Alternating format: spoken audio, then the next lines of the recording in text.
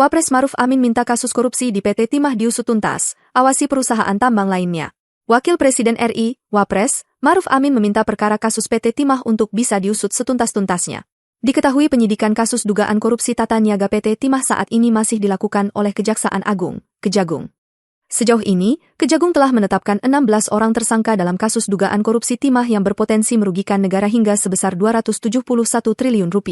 Mengenai masalah Timah, saya kira ini memang kita prihatin, karena itu, saya minta kasus ini terus diusut dan dikembalikan supaya uang yang diambil secara tidak sah dikembalikan kepada pemerintah agar dapat digunakan untuk kesejahteraan masyarakat. Ungkap Wakil Presiden, Wapres, Maruf Amin di Manado, Kamis, 4 April 2024. Wapres juga mengimbau agar perusahaan tambang lain yang berpotensi melakukan kecurangan serupa dapat lebih diawasi. Kalau memang ada yang terjadi itu, supaya juga diproses secara hukum, tegasnya.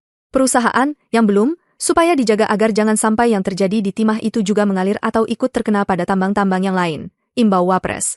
Sebagai informasi total sebanyak 16 orang telah ditetapkan sebagai tersangka dalam kasus PT Timah. Kejaksaan Agung juga telah menetapkan Tony Tamsil alias Ahi, adik Tamron sebagai tersangka Obstruction of Justice, OOJ, dalam kasus tersebut. Atas perbuatannya para tersangka di perkara pokok disangkakan melanggar Pasal 2 Ayat 1 dan Pasal 3 Jo. Pasal 18 Undang-Undang RI Nomor 31 Tahun 1999 sebagaimana diubah dan ditambah dengan Undang-Undang Nomor 20 Tahun 2001 Jo. Undang-Undang RI Nomor 31 Tahun 1999 tentang perubahan atas Undang-Undang RI Nomor 31 Tahun 1999 tentang pemberantasan tindak pidana korupsi Jo. Pasal 55 Ayat 1, pertama KUHP.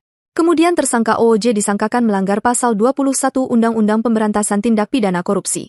Download Tribun X sekarang, menghadirkan lokal menjadi Indonesia.